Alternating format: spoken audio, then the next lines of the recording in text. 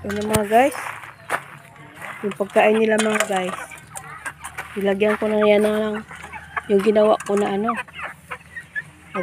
na bawang at saka lemon, ay tanglad dalo ko na yan ng tanglad mga guys, yung sabaw, sinabaw ko dyan sa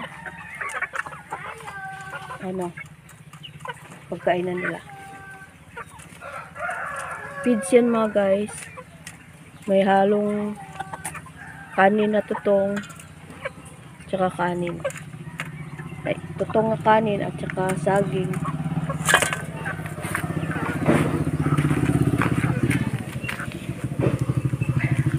Yan ang pinapakain.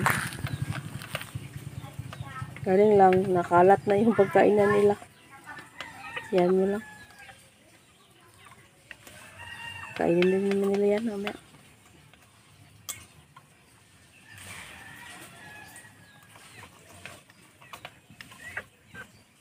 Para hindi sila sipunin. Sipon kasi sila. Para antay virus.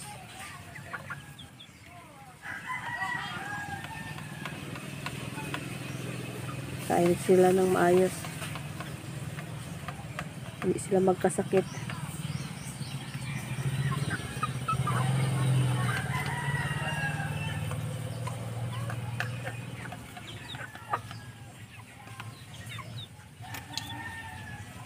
Kailangan gumamit tayo ng mga organic na mga gamot sa sipon.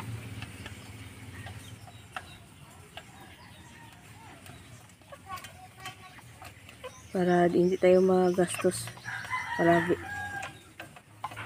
So dito na lang mga guys ang aking video. Salamat, follow, like, and share sa ating video. Bye!